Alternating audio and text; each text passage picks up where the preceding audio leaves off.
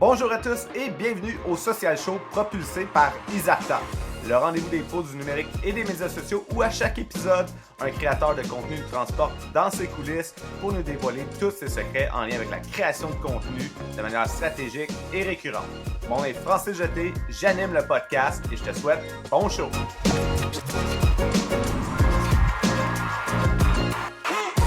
Aujourd'hui, on va jaser de gestion de communauté, un sujet qui me tient vraiment à cœur.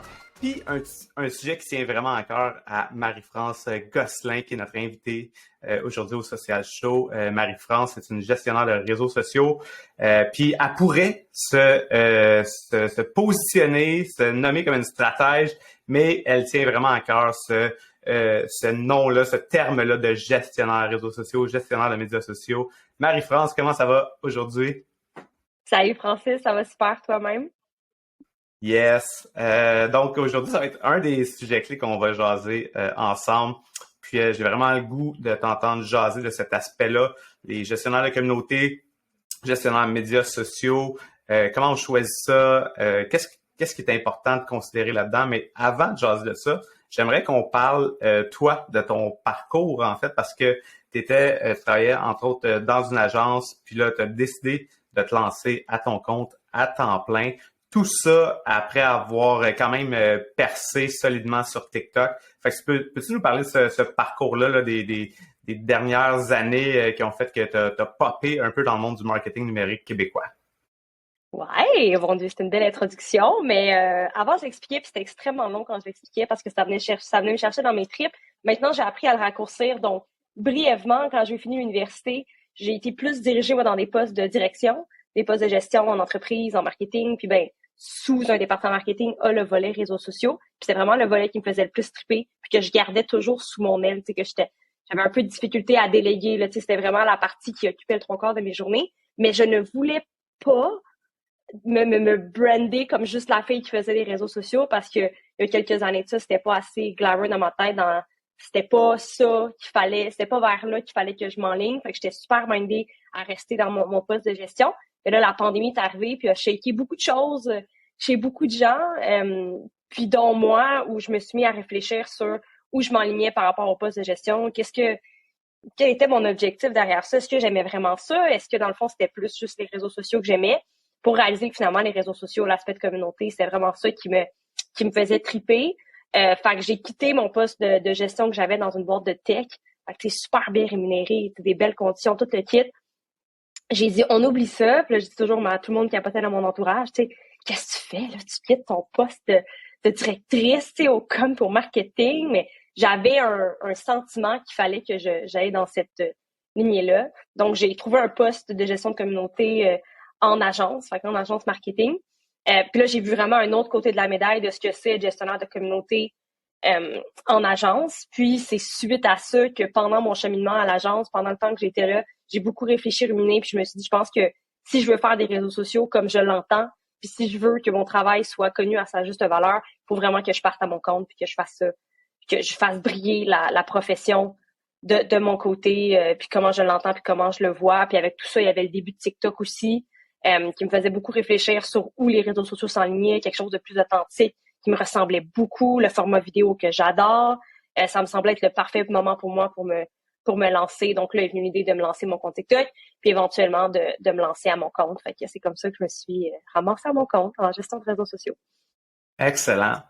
Hey, on va prendre juste une pause parce que Ouais. moi, de mon côté, ton son, il y a comme un petit bug dedans. Je sais pas si c'est les AirPods ou si c'est la connexion. Peut-être. Euh, Attends, je vais vérifier si je suis sur le bon Wi-Fi. Mais ce serait techniquement moi. Ce serait moi le problème. Attends, en fait, je vais évaluer pour voir. j'ai ton visuel bug un peu de mon côté, mais c'est surtout le visuel, ça c'est normal. Ça me dit actual recording is higher quality, mais c'est la portion audio que elle sonne. Il y a comme Là, un drôle mettons, de. ça va-tu mieux? J'ai changé de Ouais, Wi-Fi. Ouais? ouais, ouais, là ton son il est vraiment plus clair. OK, parfait.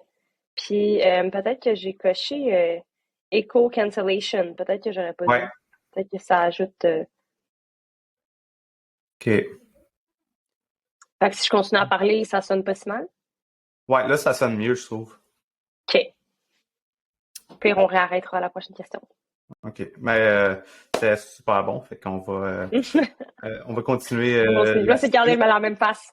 Ah, c'est pas grave, on va faire du beau petit montage. Fait que là, tu disais, fait que là, tu parlais de ça. Je dis que c'est comme ça que je me suis ramassée à être à mon compte en tant que gestionnaire de réseaux sociaux.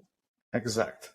Puis là, présentement, à ton compte en tant que gestionnaire de médias sociaux, de réseaux sociaux, donc là, tu crées du contenu pour tes clients, mais tu as continué à créer du contenu pour toi personnellement. On s'en est déjà parlé ensemble, mais tu as aussi modifié ta fréquence de publication pour toi perso, justement pour que ce soit plus réaliste avec la gestion de tes clients. Donc, j'aimerais ça d'abord que tu nous parles peut-être un peu initialement ton processus créatif pour toi perso quand tu as commencé à créer du contenu sur tes comptes. À quoi ça ressemblait ce processus-là de A à Z, mettons? Ben, faut savoir que le processus est vraiment différent de quand je crée du contenu pour mes clients. Puis c'était nouveau pour moi. C'était dans ma tête à moi, je m'étais entrée dans une logique de je vais faire comme je fais avec mes clients. Finalement, arrivé sur le plancher des vaches avec toute mon organisation que j'ai normalement avec mes clients, ça fonctionnait pas du tout parce que justement, je passe mes semaines à créer du contenu pour mes clients. Quand je suis arrivée pour en créer pour moi-même, il a vraiment fallu que je me file puis que je comprenne plus mon processus créatif puis de vraiment me fier sur mes vagues créatives plus que de me fixer des moments dans la semaine. Parce que comme pour mes clients, c'est déjà ça que je fais puis que je me force à être créative des fois à certains moments. Si je voulais me donner l'avantage de créer du contenu pour moi-même, je ne pouvais pas suivre cette structure-là. Donc, je dirais que c'est assez... je vais assez avec le courant. J'essaie de ne plus me limiter quand j'ai des moments où j'ai des idées. J'écris tout. J'écris tout très rapidement. J'ai plein de notes dans mon téléphone qui sont, comment dire, structurées selon des certaines idées. Fait que j'en ai, par exemple, c'est des posts pour TikTok. Il y en a d'autres que c'est, mettons, des trucs sur Canva. Des fois, j'ai des idées d'accroche, de phrases d'accroche que je trouve intéressantes, que je vais mettre dans une note. J'ai des idées de publication pour LinkedIn. Sur LinkedIn, je me permets d'être un peu plus, de sortir de juste de mon cadre de gestionnaire de réseaux sociaux, de parler de job, d'encadrement, puis de travail en général. Fait que j'ai une petite note pour ça. Donc, dès que j'ai des idées, j'écris tout là-dedans. Une fois par semaine à peu près, là. Encore là, je vais quand j'ai du temps, puis comme je le sens, je suis capable de tout mettre dans un outil de programmation, puis c'est pas mal tout. c'est la meilleure. Même chose pour TikTok. J'essaie de... Sur TikTok, là, je suis moins active parce que c'est vraiment demandant de faire des TikTok versus écrire des publications sur LinkedIn. Là.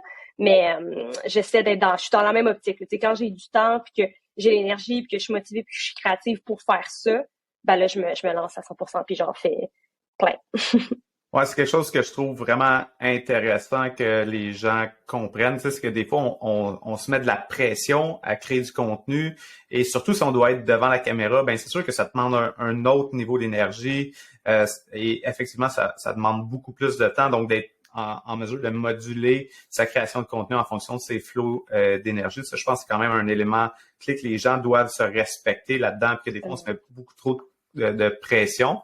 Puis, ben, toi, fait que là, clairement, présentement, tu es un peu plus dans un flow où est-ce que tu écoutes ta créativité, tu es un peu moins structuré, tu es plus en mode intuitif par rapport à ta création de contenu pour toi personnellement. Je suis zéro structurée. Je me permets de le faire parce que je le suis tellement avec mes clients. Puis quand on travaille avec plein de marques qui ont des tons différents, des objectifs différents, on n'a pas le choix d'être structuré. Mais on dirait que j'essaie de me faire plaisir dans ma création de contenu personnel puis de mettre aucune fausse règle dans ma tête puis de juste écrire. Puis dès que j'ai un sentiment de « Ah, mais qu'est-ce qu'ils vont penser de ça? » Je suis comme « Ah, ben ça, c'est le sentiment que j'essaie d'éviter. » Fait que je le publie quand même puis j'y vais comme je le sens. Je me donne cette liberté-là avec mes comptes personnels parce que sinon, je pourrais pas là, créer autant de contenu dans une semaine. Ah, ça, c'est très bon, ça, être capable de faire ça, de dire hey, ça, ce feeling-là d'avoir peur de qu'est-ce que les gens vont penser. T'essaies si tu as ce feeling-là, c'est un signe que tu devrais le publier, dans le fond. Ouais, ben pour moi, oui. Je pense que dans le passé, ça a été mon erreur souvent de ne pas me fier à mon intuition puis à ce que je suis, parce que quand on laisse passer ce filtre-là, ben, ce qu'on met sur les plateformes, ça ressemble vraiment à qui on est. Donc, j'essaie le plus possible de pas me limiter. Puis aussi parce que, comme je disais, je passe mes semaines à me limiter pour mes clients. Pas me limiter, mais il faut suivre certaines règles quand on travaille pour une entreprise, une certaine structure, comme je disais, une stratégie qu'on a mis en place, tandis que sur mon compte, la seule personne que ça heurte, c'est moi-même. Fait que je me dis, ben, en fait, il n'y a jamais rien qui m'a heurté, mais j'ai été plus avantagée de me suivre dans mes intuitions créatives puis dans ce que je pense que de pas me suivre. Donc là, tu nous expliques comment, pour toi, tu te laisses guider par ton inspiration, ton énergie du moment. Mais comme tu l'as bien dit, du côté client, ben, on n'a pas le choix d'être plus stratégique parce que justement, il faut faire approuver à l'interne les idées de contenu. Donc déjà, ça, c'est une petite étape de plus. Donc, on est un peu moins en mode intuitif. Puis, on veut s'assurer de bien respecter l'aspect stratégique. Donc, un calendrier de contenu qui est aligné aux objectifs d'affaires. Puis, toute la notion du ton aussi, de la marque. Le branding, puis etc., etc. Donc, peux-tu nous parler un peu plus maintenant de ton processus créatif quand tu es en train de collaborer avec des clients? Ouais, ben de manière générale, je suis très structurée dans ma façon de créer avec mes clients parce que justement, je vais dealer avec une donnée externe qui est le client. Puis tu sais, souvent à l'interne, il y a le client, il y a le propriétaire, ils ont aussi une équipe, là, 3/4 du temps. Donc, c'est plus loin que de juste avoir à gérer le client. Il faut que je gère aussi tous les employés, la vision qu'ils ont aussi. Donc, des fois, ça peut être difficile à ce niveau-là. La plus grande différence entre quand je crée mon contenu pour moi-même versus pour mes clients, c'est qu'avec mes clients, il y a vraiment la donnée humaine à gérer derrière ça. Puis chaque cerveau a une vision de la créativité qui est complètement différente. Puis oui, il y a le patron, mais en plus de ça, il y a aussi tous ces employés qui sont là puis qui regardent le contenu à tous les jours. Fait que ça fait beaucoup de gens à plaire à la fin de la journée. Donc, de manière générale, je suis très structurée dans la façon dont je fais les choses avec mon client. Lui le voit de façon très structurée, mais dans ma tête, c'est le bordel continuel. Là. Pas le bordel continuel, mais dans ma tête, c'est vraiment un flow créatif qui arrête jamais. Je suis toujours en train de trouver des inspirations pour mes clients. Il y a tout le temps quelque chose qui m'inspire, une idée qui me pop. Puis pour ce volet-là, que personne voit, puis que juste mon cerveau qui voit, j'ai le même principe qu'avec ce que je fais pour moi-même. J'ai des notes dans mon téléphone pour chacun de mes clients. Puis quand je crée mes calendriers de contenu qui sont normalement générés aux 2 semaines, ben je ressors mes notes, je regarde ce que j'ai fait. Tu sais aussi, si par exemple je crée un calendrier de contenu puis que j'ai beaucoup plus d'idées cette journée-là pour les autres calendriers à venir, ben je me gêne pas puis je remplis déjà mes autres calendriers pour que le flow puisse continuer. Fait que mes clients voient quelque chose de très structuré, très organisé, ils disent mon Dieu que c'est organisé puis wow, mais dans ma tête c'est un flow créatif constant. Il y en a des fois qui le remarquent là, si par exemple on parle d'idées puis là tout d'un coup ils me voient réfléchir puis ils me voient sortir des idées puis ils sont comme tu sais ça sort d'où, là, tu sais. Fait qu'il y en a qui vont le voir de temps en temps, mais le 3/4 des gens, le 3/4 de mes clients vont dire que je suis très, très structurée. Ouais. Dans cette structure-là, c'est quoi les éléments clés que tu inclus? Il y en a qui partent un peu plus sur un 3 mois, sur des piliers de contenu, sur des sujets. Donc, toi, c'est quoi les points de départ, mettons, desquels découle ta stratégie? Ben, à la base, tous mes clients, on débute toujours avec une stratégie de contenu qu'on a. Tous les nouveaux clients que j'ai, il y a personne qui peut pas passer à travers ce processus-là si tu veux travailler avec moi. À l'exception pour ceux qui, par exemple, font de l'événementiel, que tu sais, on a une fenêtre de 2 mois pour créer du contenu, ça c'est une autre histoire. Même là, avec eux, je prends le temps de créer une stratégie de contenu puis une planification. Puis dans cette stratégie de contenu-là, puis dans cette planification-là, inclut des séries de contenus qui sont préétablis en fonction de leurs objectifs d'affaires, puis de leur ligne éditoriale, puis de leur ton. Souvent, ça va dépendre de l'entreprise avec lesquelles je travaille, les secteurs.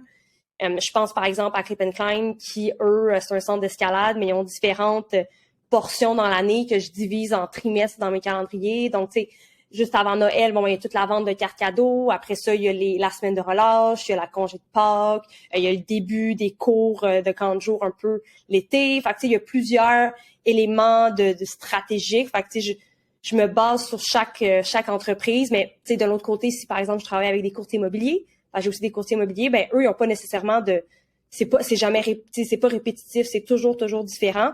Fait que pour eux, par exemple, je me fie vraiment plus à la ligne éditoriale qu'on a établie dans le temps. Ouais, fait que ça ressemble à ça. Je sais pas si ça répond à la question. Ça répond très bien. Puis dans le fond, donc tu parles l'importance du ton, de la ligne éditoriale. C'est quoi pour toi une ligne éditoriale? Donc, il y a plusieurs définitions. Comment toi, quand tu abordes ça avec un client, c'est quoi les éléments que vous intégrez dans cette ligne éditoriale-là? Moi, la ligne éditoriale, pour moi, c'est comme le tableau. C'est comme mon tableau de peinture. C'est là-dedans que je peux aller naviguer. Je vais quand même loin dans mes lignes éditoriales à décrire exactement ce que je suis supposée voir sur le tableau, comment je suis supposée le voir. Puis souvent, dans le comment, ben là, c'est là qu'on va vraiment aller inclure le ton. Puis les différentes personnes qui sont dans ce tableau-là, donc à qui qui devrait regarder le tableau, qui devrait être intéressé par ce tableau-là. Donc, je prends vraiment le temps de bien définir qui regarde ce tableau-là avec plein d'éléments, mais ça varie en fonction de ma créativité du moment.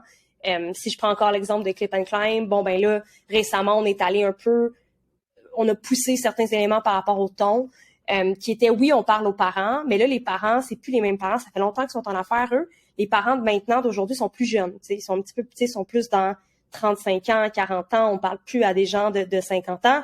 Ben oui, encore, mais la majorité de leur clientèle est un peu plus jeune. Fait que, là, les codes sont vraiment différents pour ces personnes-là. C'est une parentalité maintenant qui est très légère, on se prend pas au sérieux en tant que parent, fait que on essaie de parler le plus possible aux parents de cette façon-là, avec un ton super ludique de, on est, les enfants sont là, ils ont du fun au Clip and Climb, puis nous, on peut aller faire autre chose en attendant, on peut relaxer, puis fait qu'on essaie de déterminer un ton. Là, c'est plus précis que ça habituellement, mais on essaie de déterminer un ton qui va bien s'adonner avec la personne qui consomme le produit puis le service. Puis évidemment, dans cette notion-là de personnalisation, ben il y a évidemment ta clientèle cible, donc le ton qui en découle.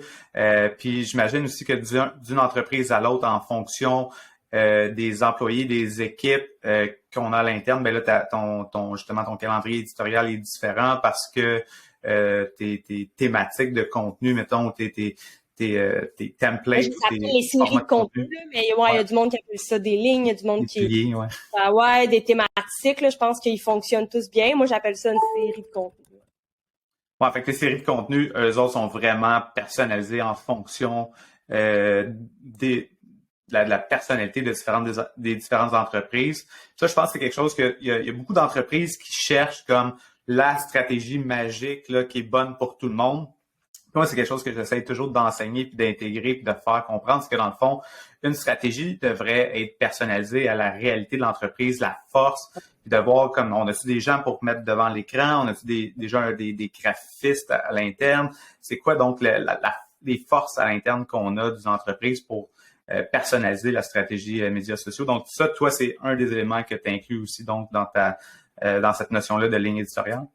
Oui, ben en fait, moi, c'est un peu ce que je critique de base par rapport aux stratégies de contenu. Je trouve qu'il manque souvent le volet concret par après. J'en parle souvent, OK, c'est beau, on a des belles grandes idées sur papier. Tout le monde est capable d'avoir des grandes idées, mais le gestionnaire de réseaux sociaux, après, lui, il faut qu'il prenne cette planification-là puis qu'il soit capable de l'appliquer. Puis si cette stratégie-là ne fait pas de sens pour la réalité de l'entreprise, ben pour moi, c'est une stratégie de contenu qui est ratée. La portion exécution. Fait que t'as beau avoir des belles idées sur papier, mais on est capable de l'exécuter de manière à ce que ce soit réaliste. Exact. C'est pour ça que j'adore, je dis toujours que je fais des stratégies de contenu qui incluent une planification de contenu. Parce que pour moi, les deux vont ensemble. C'est parfois ce que je trouve qui est oublié. J'ai vraiment de la difficulté à donner un document de stratégie de contenu puis de dire bon, ben, vas-y, surtout dépendamment de la grosseur de l'entreprise avec laquelle tu travailles, là, mais si on parle pas des très grosses entreprises, il faut un plan de match sur comment est-ce qu'on va réaliser après la patente. Il y en a, par exemple, qui ont des produits qu'ils font des photoshoots eux-mêmes à chaque mois. Fait que, clairement, on peut aller capitaliser là-dessus. Il y en a, des courtiers immobiliers, à part les photos de propriété qu'ils reçoivent, faut que j'aille shooter là-bas. Faut qu'on fasse autre chose. On n'a pas de bijoux à photographier. On n'a pas, c'est eux en tant que personne. Mais là, c'est d'inclure une planification qui fait en sorte que je peux aller les filmer. Fait que, il y a une grosse logistique derrière les réseaux sociaux qui est très sous-estimée dans cette industrie-là. Puis le talent pour le faire, très sous-estimé également. Ouais. Vraiment. Puis moi, ça, c'est tout le temps quelque chose que j'essaie de voir. Ben, dans les différentes étapes de processus, c'est où on peut rentrer ou amener des réflexes de création de contenu à différentes étapes d'un processus dans la gestion de projet ou dans de la planification long terme ou par rapport à un lancement ou un événement. Mais justement, c'est comment on peut identifier les moments clés pour créer du contenu parce que ça, souvent, c'est on a telle affaire qui s'en vient, mais il faudrait créer du contenu. Mais là, toutes les étapes du processus qui auraient été intéressantes autour desquelles créer du contenu, ils ont été oubliés. On était à la dernière minute. Mais ça, c'est souvent, c'est un peu difficile de...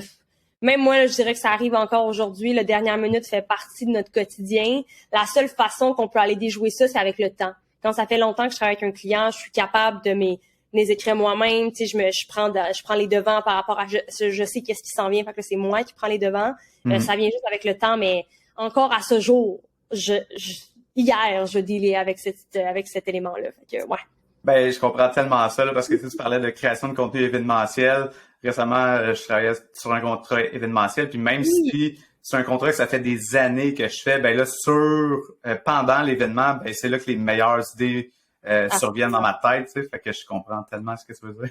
Ah non, non. Tu peux pas vivre sans ça. Tu sais, pour moi, si tu décides que tu fais des réseaux sociaux, faut que tu vives avec cet élément-là de dernière minute. Hmm. Tu n'as pas le choix. T'as pas le choix. Ça fait partie de la game. Ça fait partie de la game.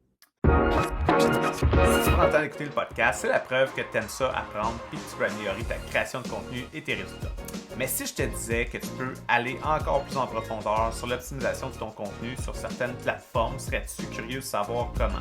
C'est simple, tu as juste à te rendre sur le site d'Isarta pour consulter les sujets de formation que je donne en lien avec les médias sociaux. TikTok, la publicité Facebook, Instagram, LinkedIn, peu importe la plateforme sur laquelle tu aimerais ça en apprendre davantage, j'ai sûrement une formation sur le sujet. Tu aimerais développer ton propre podcast, j'ai aussi une formation là-dessus. Puis ça, c'est juste mes formations à moi. Il y a une foule d'autres formations données par des experts d'autres domaines, que ce soit en lien avec le marketing numérique ou plein d'autres sujets fascinants qui vont t'aider à propulser ta carrière. Visite formation.isarta.com pour consulter le calendrier des formations et t'assurer de réserver ta place. Merci à Isarta de commanditer le podcast Le Social Show. Je sais pas si c'est comme moi, mais perso, ce qui m'allume le plus en marketing numérique, c'est vraiment l'aspect stratégique et créatif, pas l'aspect technique. C'est vraiment ça qui m'a allumé la première fois que j'ai entendu parler du CMS québécois RubberDuck. Fini les mises à jour et les bugs de plugins. Fini de chercher des développeurs web pour mettre à jour ton site chaque fois que tu veux faire des modifs. Fini de te perdre dans le code pour intégrer tes pixels et tes outils de tracking statistiques. Tu travailles avec des entreprises de services ou des clients qui ont besoin d'un site vitrine qui se montre comme un jeu d'enfant, RubberDuck, c'est la solution parfaite pour toi. Tu as besoin de créer un site bilingue? Pas de problème, tu peux facilement modifier les pages franco et anglo en même temps. En plus de ça, c'est eux qui s'occupent du support si tes clients ont des bugs techniques. Qu'est-ce que tu veux de plus? Un chèque? Ben imagine-toi donc que RubberDuck offre en plus des ristournes aux professionnels du marketing et aux agences qui développent des sites web pour leurs clients. Visite rubberduck.io/essai pour tester la plateforme gratuitement pendant 14 jours. Un gros merci à l'équipe de RubberDuck de commanditer le podcast. De retour avec notre invité. Tantôt, on parlait de toi, du côté perso, sur ta création de contenu. Ta fréquence de publication elle a évolué du fait que tu investis plus de temps sur tes clients que sur ta propre création de contenu. Mais quand tu travailles avec des clients, justement, on l'a dit, là, chacune des entreprises, c'est différent les réalités. Donc, tu parles de ça. Donc, est-ce que tu as une fréquence de publication qui est comme minimum que tu recommandes à tes clients de manière générale ou c'est vraiment du cas par cas en fonction de tout ce qu'on vient de dire? C'est du cas par cas. C'est du cas par cas, mais là, je prends des mêmes, là, mais ça va dépendre aussi, est-ce qu'ils ont un budget pour amplifier les contenus? Si ont un budget pour amplifier les contenus, bon ben là, je me concentre plus à avoir un bon contenu qui est intéressant à la pièce, mais que je peux amplifier après puis faire vivre plus longtemps que 24 heures. Tandis que s'ils n'ont pas de budget pour amplifier le contenu, bon ben là, je me fie plus sur la fréquence, j'essaie d'en sortir plus.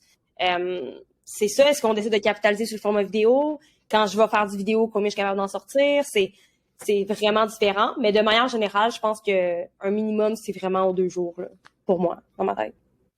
Aux 2 jours, ça veut dire c'est vraiment beaucoup de temps de création de contenu. C'est quand même dans une semaine pour une entreprise moyenne. Ouais. Donc, combien de temps, mettons, vous, avec tes clients, se passe en termes de création de contenu par semaine? Encore là, ça varie. Ça dépend du format qu'on génère.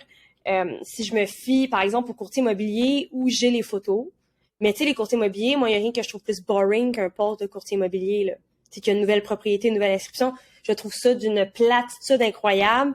Fait avec eux, j'essaie toujours d'avoir une rédaction qui est intéressante. Fait que je prends du temps pour rédiger des trucs qui sont plaisants à lire, là, tu sais, qui sont drôles, tu sais. J'essaie de sortir un peu des sentiers battus tant qu'à afficher une nouvelle inscription. D'un autre côté, tu vois, fait que eux, ça me prend du temps, juste la rédaction, mais les visuels en tant que tels me prennent pas tant de temps que ça. Tandis que d'un autre côté, je travaille aussi avec des courtiers hypothécaires. Ben eux, je vais filmer des vidéos avec eux une fois par mois. Puis les vidéos en tant que telles sont tellement riches en contenu puis en information que j'ai pas tant à me casser la tête au niveau de la rédaction. Fait que ça me prend un peu moins de temps, mais ça me prend plus de temps au niveau de la création visuelle. Fait que Puis après, encore là, la création va... C'est pour moi, ça va changer en fonction de mon mood puis de ma semaine. Là. Des fois, il y a le calendrier qui finissent plus de finir, là, puis je suis comme, mon Dieu, c'est horrible, là, ce calendrier-là. Ou tu sais, puis après, finalement, je pogne un petit moment de créativité, puis ça se fait en 15 minutes, tandis que la veille, ça m'avait pris 2 heures, puis il n'y avait rien qui avait sorti. Fait que c'est un peu ça aussi, les réseaux sociaux, c'est d'être capable de... Tu sais, tes clients n'ont pas besoin de savoir ça. À la fin, ils regardent ton calendrier, puis c'est tout ce qui les intéresse. Moi, j'essaie de leur donner le meilleur de ma créativité puis de mon jus de cerveau quand je leur envoie les calendriers. Là. C'est ça mon objectif. Fait que ça varie. Pour répondre à la question, les heures varient vraiment de semaine en semaine. Ouais, en fonction de la créativité et aussi du format de contenu. Il y a des formats de contenu, des fois, tu sais, des petits trends sur TikTok, ça peut se filmer rapidement, mais un contenu de plus haute valeur, qui est plus recherché, qui a plus d'informations, ben c'est sûr que on veut que le contenu soit intéressant, mais qu'il soit livré de la bonne manière en même temps. Fait que ça peut demander peut-être un peu plus de temps de captation. Puis justement, en lien avec ça, tu parlais, OK, des fois, tu vas aller faire des shootings, mettons un shooting vidéo par mois avec des clients. Fait que ce batch content-là, creation, comment tu le planifies de manière concrète avec tes clients? Je vais les voir une fois par mois, dépendamment de l'approche. Si je prends mes courtiers immobiliers, ce qu'on fait, c'est vraiment plus du contenu sur TikTok. Fait que ça se fait quand même assez rapidement. On essaie de prendre des trends qui ne nécessitent pas plein de gens. Fait que je fais vraiment des trends moitié-moitié. Fait qu'autant des trends qui vont nécessiter toute l'équipe. Il y en a que c'est juste une personne. Fait que ceux à une personne se filme très rapidement. Des fois, en 4 heures, je peux ressortir avec 25 TikTok, là. Fait que c'est quand même bon. Là, même moins que ça, là. C'est à peu près 3 heures quand je vais. Fait qu'en 3 heures, je suis capable de sortir 25 vidéos TikTok.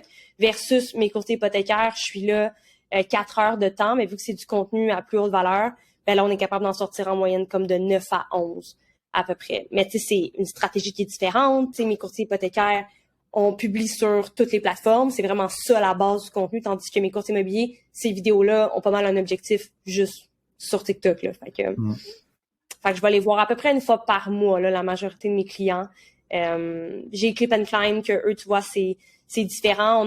Ils travaillent avec plein de jeunes qui sont super à l'aise avec TikTok puis super tech-savvy. Avec eux, je leur donne des idées de concepts à exécuter. Des fois, je vais les voir puis on en fait directement sur place. Mais la majorité des concepts, c'est eux qui les filment. Ils me les envoient, je les monte. Fait que c'est toute une logistique, là. Tu sais, c'est un groupe Messenger avec du 25 personnes, puis la propriétaire est très impliquée dans le processus aussi, mais elle veut que le compte TikTok continue de vivre. Fait que, ouais, je te dirais que c'est super. Moi, c'est ce que j'adore, c'est que c'est jamais pareil pour chaque personne. C'est complètement différent d'un client à l'autre, puis c'est ce que j'aime, c'est que mon quotidien ne se ressemble pas. Tout à fait, tellement. On parlait de toi, les idées, c'est pas un problème. Fait que ça, c'est un sujet qu'on a déjà abordé, mais ça serait quoi, disons, dans ce cas-là, ton plus grand défi quand il est le temps de créer du contenu? Les idées, c'est ce que j'aime le plus. Ben non, même pas. Tu sais, j'essaie de me mettre dans des situations où je suis capable de générer des idées de contenu. Puis je pense que parce que je suis vraiment, tu sais, je suis pas difficile envers moi-même. Tu sais, j'essaie vraiment toujours de me laisser aller dans ma créativité. Puis après ça, je revois. Après ça, je structure. Je suis capable de laisser le flow aux idées. Mais tu sais, comme je disais tantôt, des fois, ça m'arrive d'avoir un calendrier puis de trouver ça donc mauvais là, ce que je fais là. Tu sais, puis de rester stické pendant 2 heures, puis j'ai l'impression qu'il n'y a rien qui sort, puis finalement, j'arrive le lendemain, puis en 10 minutes, j'ai fait le triple de ce que j'étais supposée faire la veille. Fait que quand j'ai des moments où la créativité, ça sort pas, ou il n'y a rien qui sort comme je veux, c'est fâchant. Fait que je dirais que ça peut parfois être une des difficultés. Ouais. Puis la gestion d'attente, je pense que ça c'est une autre, un grand cheval de bataille là, de la plupart des gestionnaires de réseaux sociaux. Gérer les attentes de mes clients. Puis gérer les attentes des employés aussi de mes clients, c'est ce qui est parfois le plus challengeant. Puis ça fait partie, c'est une des difficultés du rôle de gestionnaire de communauté, parce que t'as tellement de gestion d'attente, t'as la gestion des attentes des des boss, des collègues et aussi de la clientèle cible, des abonnés. Fait que beaucoup de pression pour le rôle de gestionnaire de communauté. Puis tu sais, c'est un des sujets qu'on voulait creuser un peu plus ensemble aujourd'hui. Fait que pour toi, là, un bon gestionnaire de communauté, c'est quoi concrètement? Ben, premièrement, je pense qu'il faut vraiment juste pour être sûr que les auditeurs comprennent bien, là, tu sais, qu'il y a vraiment une différence. Ben, je pense que ton audience le comprend déjà, là, mais tu sais, pour moi, un gestionnaire de médias sociaux peut faire de la gestion de communauté versus pour moi, un gestionnaire de communauté ne peut pas nécessairement faire de la gestion de médias sociaux. C'est vraiment pour moi, deux rôles différents. Mais encore là, ça, c'est pour moi, l'industrie n'a pas tellement statué là-dessus encore, là, mais tu sais, quand on parle de gestion de communauté, c'est une chose. Mais quand on parle de gestion de réseaux sociaux, pour moi, ça prend beaucoup de choses pour être un bon gestionnaire des réseaux sociaux. Je pense pas qu'un junior peut être un gestionnaire de réseaux sociaux en partant. Je pense que ça demande des compétences autant en création visuelle, en création rédactionnelle. Ça demande un sens de la compréhension de la communauté, aussi d'être capable de créer un lien avec des gens en ligne. Fait que la donnée humaine, pour moi, est super importante. Le fait aussi d'avoir confiance en ce qu'on fait, ça, c'est un autre élément que quand on est junior, on n'a pas juste parce qu'on vient de commencer dans l'industrie, puis c'est parfaitement normal. La confiance en ce qu'on fait, puis donner confiance à ses clients, puis continuer d'avancer quand même. Je sais pas, je dirais d'être assez relax, de pas trop être stressé, angoissé, de juste se laisser aller dans sa créativité, d'essayer d'avoir le plus de plaisir possible. Parce que je pense que quand on n'a pas de plaisir, c'est là que ça transparaît puis que ça donne du contenu beige. Ouais. Fait que de s'éloigner du contenu beige de manière générale, d'être créatif. Ça prend beaucoup de choses, j'ai l'impression, pour être un bon gestionnaire de réseaux sociaux. Puis je pense que ça prend du temps, puis qu'il faut se laisser du temps. C'est normal de pas tout savoir du jour au lendemain. Ça prend des années à acquérir toutes ces compétences-là, puis ça demande des années d'expérience dans des situations différentes. Tu sais, moi, j'ai été en entreprise, après ça, j'ai été en agence, là, maintenant, je suis à mon compte. Tu sais, c'est tous des éléments qui, éventuellement, ça te bâtit un persona en tant que gestionnaire de réseaux sociaux, puis faut juste se laisser du temps, puis voilà. Ouais, parce que, tu sais, on parle beaucoup de la portion création de contenu, puis l'aspect marketing peut-être, mais on oublie aussi souvent le côté empathique, le côté service à la clientèle pour gérer les commentaires, gérer les messages privés. Puis ça, effectivement, que ben là, c'est là qu'on rentre un peu plus dans le profil d'une licorne là, qui est capable de tout faire ça. Donc, souvent, moi, ce que j'essaie d'expliquer, c'est qu'un gestionnaire de médias sociaux ou un gestionnaire de communauté, ben ils sont pas obligés de tout faire. Et c'est là qu'on est capable de peut-être moduler en fonction des personnalités qu'on a à l'interne ou encore une fois en fonction de la stratégie de contenu. Mais quelque chose que moi je dis souvent, c'est pas parce que tu as un gestionnaire de communauté qui gère la page Facebook, le compte Instagram, que c'est lui qui est obligé de gérer les commentaires peut-être ou de gérer les messages privés. Puis ça, peut-être ça peut être la personne qui est déjà au service à la clientèle. Et donc, de moduler le rôle comme ça pour pas que la personne en gestion de communauté ou en gestion de médias sociaux en ait trop sur les épaules. Puis évidemment, on peut pas avoir quelqu'un qui est bon et en rédaction et en développement de contenu visuel et montage vidéo. Tu sais, c'est très, très rare quelqu'un qui va être capable de faire tout ça. Ouais, c'est presque impossible. Puis moi, c'est pour ça que j'étais confiante de partir à mon compte. C'était comme j'ai toutes les compétences. Puis tu sais, je pense que l'élément des fois que j'avais plus de difficultés, c'était la rédaction. J'ai appris à être plus douce envers moi-même par rapport à la rédaction. Puis je trouve que récemment, ça s'est vraiment amélioré. Puis je me garde dans un processus d'apprendre constamment. J'étais plus forte au niveau visuel qu'au niveau rédactionnel. J'ai l'impression que ça commence à s'équivaloir. Je pensais que j'avais pas vraiment un côté stratégique. Mais là, finalement, je réalise de plus en plus que finalement, c'est peut-être une de mes forces que je savais même pas. Fait que tu sais, faut être go with the flow avec toute cette approche-là. Puis tu sais, je le dis tout le temps, mais comme on fait des réseaux sociaux, là. Genre, on peut-tu se calmer? Puis tu sais, une fois que tu comprends que ton objectif en tant qu'entreprise, c'est de connecter avec ta communauté puis de leur donner quelque chose qui a de la valeur, t'es déjà à bonne place. Le reste, après, va se placer. Ta personne est pas bonne pour faire du contenu visuel, bon, mais pas que toi un graphiste. Ta personne a de la difficulté au niveau du copy, bon, mais pas que toi peut-être un rédac qui va pouvoir t'appuyer, tu sais. Le montage vidéo, ça te prend du temps. Moi, ça me prenait tellement de temps. J'ai commencé à externaliser ce service-là. Fait que, tu sais, il faut être capable de se moduler parce que sinon, en tout cas, je trouve que c'est compliqué, les réseaux sociaux. C'est compliqué. Oui, c'est tellement. Merci de le dire parce que tout le monde fait comme si c'était facile puis ça devait être facile. Mais c'est vrai que c'est compliqué. Puis quand, des fois, je finis de donner une formation aux médias sociaux, puis je suis comme, il me semble qu'il y en a là-dedans qui avaient l'air d'être découragés parce que je leur arrive pas avec la recette magique, mais c'est parce qu'il y en a pas de recette magique. Ceux qui en vendent une, ben on vend du rêve en fait. Donc sais, moi, je fais plus vraiment d'accompagnement. Tu sais, je donne de la formation, de l'accompagnement, mais à mes clients. Fait qu'il y a ceux qui m'engagent parce que pour moi, quand mon client est bien éduqué sur ce que je fais, puis qu'il comprend ce que je fais, puis pourquoi je le fais de cette façon-là, on a vraiment une collaboration qui va être gagnante à la fin de la journée. Fait que je suis plus là-dedans, mais tu sais, j'ai arrêté de faire de l'accompagnement puis de la formation un peu parce que justement, c'est complexe, tu sais, puis de toujours, puis toi, tu t'en fais beaucoup, fait que tu dois le voir, tu sais, le visage des gens de comme, OK, fait que là, c'est tout ça. Puis là, quand tu te mets à faire des exemples avec eux de comment le faire, puis là, les questions qu'ils posaient, je suis comme, ah ben oui, c'est vrai, je peux pas penser à dire ça. Ouais, faut que tu fasses ça de même, ça de même. Puis après ça, ah oui, il y a ça aussi. Ah, moi, j'ai pas pensé te le dire, là, mais faut que tu sais, c'est tellement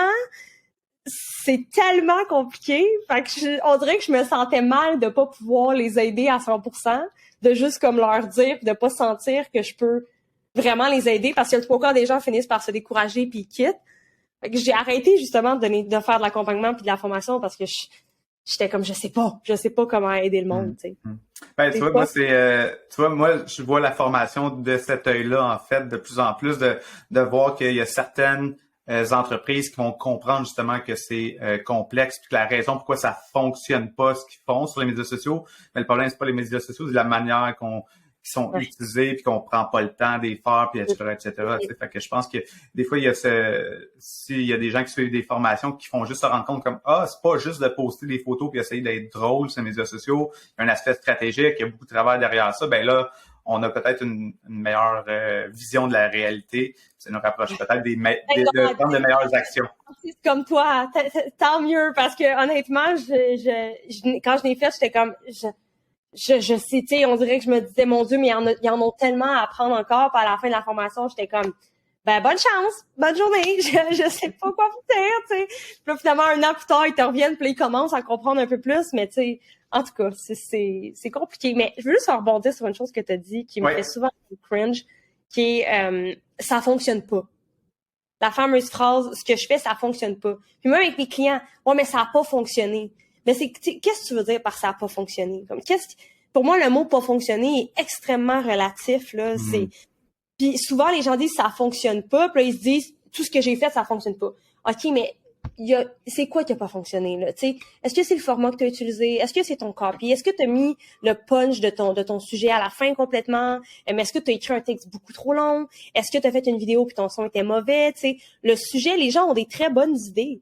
C'est vraiment dans l'exécution, puis des fois, c'est une petite affaire. Fait que souvent, moi, je suis vraiment pas quelqu'un qui va scraper tout ce qui est fait. Souvent, je vais juste dire, mais tu sais quoi, on va reprendre le petit truc, on va aller l'envelopper d'un voile, on va aller y mettre un petit collier. Je suis encore dans les métaphores, là, c'est peut-être sénère quand je fais ça, mais mettre un petit collier, puis on va le remettre sur la place publique, tu sais. Fait que je suis plus je suis jamais dans le, on scrape tout ça puis on recommence. Je suis souvent dans le comment qu'on fait pour métamorphoser ce qu'on fait actuellement. Ouais, des fois, c'est vraiment juste des petits détails qui manquent à un contenu pour que vraiment qui performe un peu mieux ou du moins que les gens qui le voient passer aient une meilleure compréhension, réagissent un peu plus dessus. Fait que effectivement. Je trouve que les gens aussi comprennent pas qu'en ce moment, leur contenu organique est juste pas vu. Comme c'est pas à dire, mais sur Facebook et Instagram, ton contenu il est juste pas vu en ce moment si tu l'optimises pas sur certains formats. Si tu mets un article, là, ton post va avoir 0 là, sur Facebook. Exact. Je sais pas si tu connais bien là-dedans, fait que je pense que ça pourrait être un angle intéressant. Là. Je sais pas si tu veux enlever ton Ouais, ben effectivement, c'est comme tu dis, c'est quelque chose qui est important de comprendre, c'est qu'on a des limites aussi du côté organique. Puis dans ces limites-là, ben même si tu travailles très très fort sur ton contenu, ben t'es limité par ton nombre d'abonnés ou sur la majorité des plateformes. Sur TikTok, c'est un peu différent. Mais encore sur TikTok, on commence à voir qu'il y a de plus en plus de compétition dans les fils d'actualité et que le contenu organique rejoint de moins en moins de gens. Donc, d'intégrer l'aspect paid, donc d'investir sur de la visibilité sur les médias sociaux, c'est quelque chose qui aide vraiment beaucoup. Toi, de ton côté, c'est-tu quelque chose que tu intègres vraiment de base avec la majorité de tes clients? Oui. Oui, je pense que j'y vais aussi avec vraiment les budgets que les gens ont. Mais souvent, ils sont au courant. Tu sais, je leur dis, mettons qu'ils n'ont pas le budget pour, je leur dis, OK, si, mettons, on avait le budget, je vous proposerais tant, ça vous coûterait à peu près ça. Quand vous serez rendu là, on se reparlera. Tu sais, on leur pousse à plus tard sans mais mes clients ils savent que c'est important d'être là, ils sont quand même tous jeunes. Fait qu'ils sont conscients du pouvoir que ça a. Fait que même si en ce moment, l'organique performe pas comme qu'on voudrait qu'il performe, ils sont quand même dans une optique de garde. là, on est en expansion, ça va bien, dans une couple de mois, on va pouvoir investir, remettre du contenu, mais ça vient tout de, tu sais, moi qui essaie de leur inculquer les bonnes façons de voir les choses pour qu'éventuellement, ils puissent investir. Mais s'ils investissent pas, ils sont au courant de ce que ça pourrait leur apporter. Ouais, puis c'est là qu'il faut comprendre d'apprendre à diviser le budget entre la portion création de contenu et la portion visibilité qu'on va aller chercher avec la pub, parce que si on investit 100% des budgets qu'on a en seulement la création de contenu, mais c'est sûr que on publie plus souvent, mais chacun des contenus a une durée de vie plus limitée, une quantité de visionnement plus limitée, fait que c'est sûr que c'est pas l'idéal. Je voulais revenir vraiment sur la notion de justement, tu sais, fait que là, on parle de l'importance de la rédaction, du contenu visuel, que ce soit visuel fixe ou en format vidéo, l'importance d'investir potentiellement sur de la pub. Fait que tout ça, ça demande vraiment beaucoup de skills. Qu'est-ce que tu dirais aux entreprises qui essayent de chercher comme la personne, tu sais, une seule personne pour faire tout ça? T'as-tu un message que tu ferais leur dire? Écris-moi. Hein? Non, mais pour vrai, c'est impossible de trouver quelqu'un qui peut tout faire. Je pense que chaque entreprise a quelque chose à laquelle elle est plus sensible. Il y en a pour qui la service à la clientèle, c'est super important, puis la gestion de communauté, puis ils ont un gros flow de gestion de communauté à faire. Fait que c'est quelqu'un qui est capable de remplir cet élément-là, puis après ça, qui est bon dans d'autres choses, ça, ce serait à considérer. Mais je pense d'y aller avec ce qui est important pour vous. Si on parle d'un brand qui est plus dans, je sais pas, justement des articles, des sacoches, du maquillage, que là, ça demande de la photo, ça demande du lifestyle, ça demande un œil esthétique, ben là, de peut-être y aller avec quelqu'un qui a cet œil esthétique-là. S'il y en a pour qui il faut qu'il y ait un angle plus funny parce que c'est un brand qui est funny, qui est jeune, qui se veut, bon, ben là, peut-être avoir quelqu'un qui est plus dans la rédaction parce que qui est capable de faire des bonnes blagues, qui a des bonnes idées, qui est créatif, parce que là, après, t'es capable de... Le visuel, on s'en fout un peu, finalement, là, tu sais, parce que tu peux mettre n'importe quoi, là. Fait que ce serait d'y aller avec qu'est-ce qui est important pour l'entreprise, puis après ça, de choisir la personne. Mais je pense que ces 3 volets-là, ce serait comme mon... Je l'ai jamais verbalisé comme ça, là, mais tu sais, quelqu'un qui est plus axé sur la gestion de communauté, service à clientèle, empathique, ça, c'en est un. Après ça, il y a le volet esthétique, quelqu'un qui est très axé sur un beau feed Instagram. Tu sais, quelqu'un qui va gosser sur les couleurs d'un feed Instagram. Bon, ben, si tu as besoin de cette personne-là, va la chercher. Moi, par exemple, je suis pas cette personne-là. Comme je suis vraiment pas cette personne-là, je le sais. Puis tu as la personne qui est vraiment capable de faire des blagues, d'être créatif, de, tu sais, d'avoir une plume qui est incroyable. Fait que, tu sais, il y a ce profil-là aussi. Là. Je pense qu'avec TikTok, on vient comme rajouter un autre layer parce que là, ça te prend potentiellement, si tu l'as pas déjà à l'interne, ça te prend potentiellement la personne qui est prête à se mettre devant la caméra. Donc, tu sais, la gestion de communauté sur TikTok rajoute souvent un niveau de défi pour les entreprises parce qu'on veut créer du contenu vidéo, mais ça nous prend quelqu'un pour mettre devant la caméra généralement. Oui, des fois, on est capable de faire un peu plus du contenu, peut-être point of view, des petits montages, mais on voit que le contenu qui performe vraiment beaucoup sur TikTok, c'est du contenu très authentique, très humain, où est-ce qu'on voit des faces, hein, des contenus vraiment où est-ce que c'est la personne qui est au centre de l'écran. Donc, pour toi, un bon gestionnaire de communauté de manière spécifique à TikTok, est-ce qu'il doit absolument être devant la caméra ou il doit être capable de coacher puis de peut-être de vendre son idée à l'équipe à l'interne? Définitivement de vendre son idée. Définitivement de vendre son idée puis de motiver les troupes. C'est le rôle le plus underrated de toute notre industrie, les gens qui sont derrière la caméra pour filmer des TikTok. Moi, j'ai convaincu tous mes entrepreneurs de se foutre devant la caméra.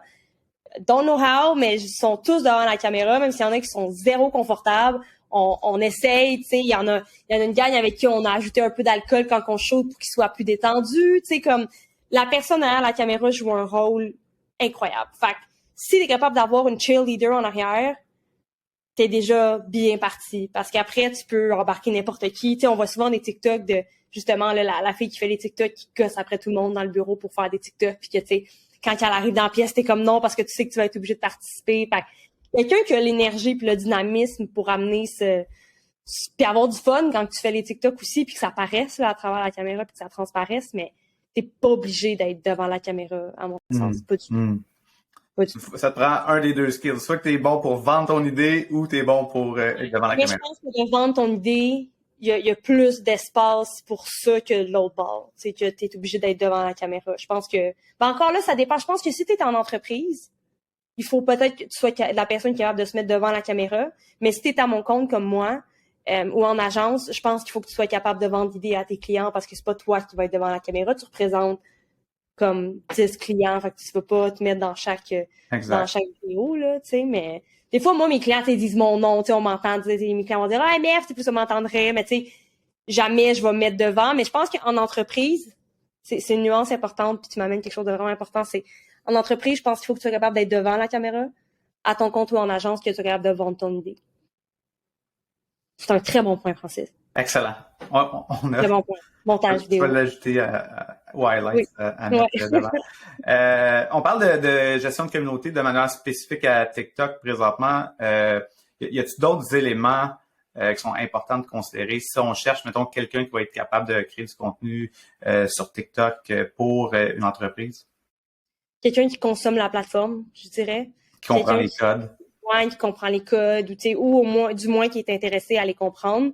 Mais je pense qu'il faut vraiment une compréhension de la plateforme. Puis faut que tu sois là depuis longtemps. Ça devient un langage que tu parles, finalement, là, tu sais.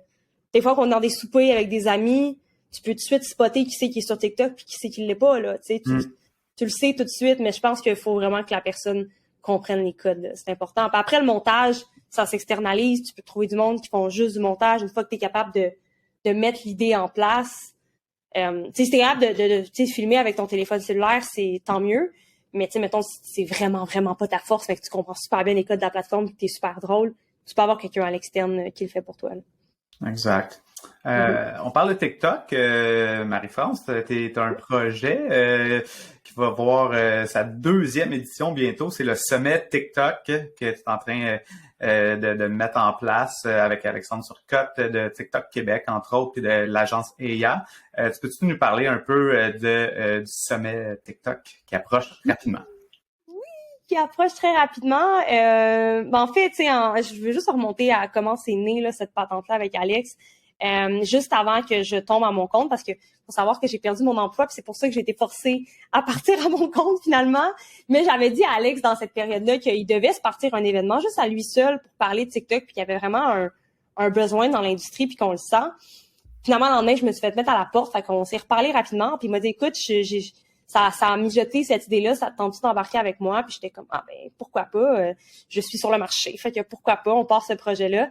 Un mois et demi plus tard, le premier sommet TikTok a lieu. On a tout patenté en un mois et demi. Il y a eu plus de 300 personnes qui sont là, 347 personnes pour être exact, qui se sont présentées au premier sommet.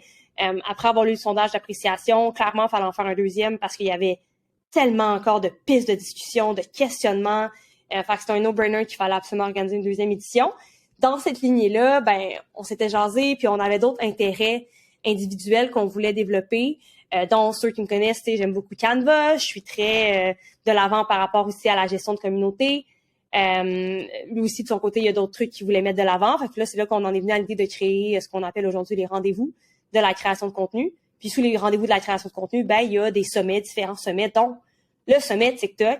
Fait que ça, on a annoncé ça récemment, mais là, le deuxième sommet TikTok va avoir lieu le 3 mai. Fait que le 3 mai prochain en ligne, même formule que la dernière fois, mais avec des sujets plus avancés que ce qu'on a présenté à la première édition, puis des invités super pertinents. Fait que on a très, très hâte. Très, très hâte. Ouais, fait que t'as déjà une idée est-ce que tu es capable de dévoiler déjà des invités ou des titres? Ça va sortir la semaine, mercredi prochain. Mercredi prochain. Je peux déjà dire que, tu sais, on a parlé de publicité dans le premier sommet. C'était très de base, c'était très sur la glace. On va vraiment entrer en profondeur avec, tu sais, une agence qui a les mains dedans à tous les jours, qui monte des pubs TikTok à tous les jours, parler de résultats, de ce qui performe, des meilleures pratiques. On va aller plus deep au niveau de la publicité. On se garde une partie où on va parler de montage vidéo uniquement. Fait qu'il y a vraiment de comment monter une vidéo sur TikTok, comment monter une vidéo TikTok qui est performante à l'heure actuelle, parce que les codes d'il y a 6 mois versus les codes d'aujourd'hui sont un petit peu différents. On a préparé aussi plein d'études de cas avec des entreprises de grosseurs différentes, avec des réalités différentes, qui ont du succès sur TikTok, qui ont un bon succès. Puis quand on dit succès, moi, je veux pas nécessairement qu'on parle toujours de la grosse entreprise. On a des gros noms. On a des gros noms qui vont être là, Mais j'ai aussi envie de parler de la petite business qui roule bien ça puis qui vient de commencer. Fait qu'on va avoir ces deux niveaux-là. Puis je pense que pour l'instant, c'est comme tout ce que je peux dire. On va parler de marque employeur aussi sur TikTok. Fait que des bonnes campagnes qui ont eu lieu dans les derniers mois avec un petit peu d'analyse. Fait que ça ressemble à ça. Excellent, excellent. Ça va être très intéressant. Fait que là, on a parlé de vraiment beaucoup de choses. Gestion de communauté, on a parlé création de contenu, toi perso, avec tes business, avec qui tu fais affaire. On a parlé de TikTok de manière un peu plus spécifique. Mais si tu avais un seul, mettons, conseil à donner aux gens en lien avec la création de contenu sur les médias sociaux, ce serait quoi? À une entreprise ou à un individuel, mettons? À une entreprise. À une entreprise. De toujours garder en tête son audience, son client dans tout ce qu'on fait. Parce qu'à la fin de la journée, on est là-dessus pour eux, on n'est pas là-dessus pour vendre un service. Ça, c'est ce que... Si vous essayez juste de vendre un service, vous n'allez jamais voir le bout du tunnel. Preach. Donc, oui. Ça, c'est parfait, ça. Excellent conseil. On va rentrer dans la zone des questions éclairs. Fait que là, tu crées du contenu sur pas mal toutes les plateformes. Mm-hmm. Toi, perso, quand vient le temps de consommer du contenu, c'est quoi ta plateforme préférée? Ah, TikTok. TikTok? Aucun questionnement. TikTok. All the way, je suis une TikTok girl.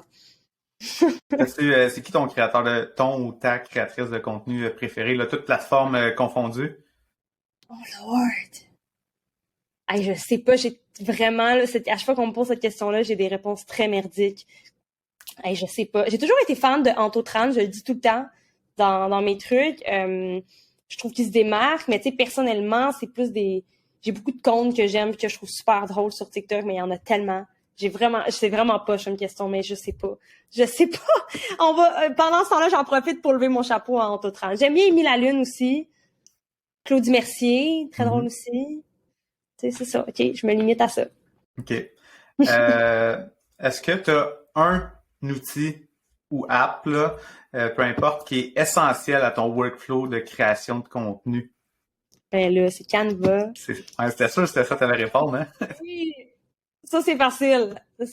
Très facile. Puis Canva, en plus de ça, là, qui ont récemment sorti tellement de nouveautés incroyables, là, soit dit en passant, pour les gens qui ont peut-être pas suivi ça. Je vais faire des vidéos sur TikTok, mais il y en a tellement. Tu sais, normalement, ils sortaient à la pièce, fait que j'avais le temps de faire mes vidéos, mais là, il y en a tellement que je sais même pas où donner de la tête. Je sais même pas par où.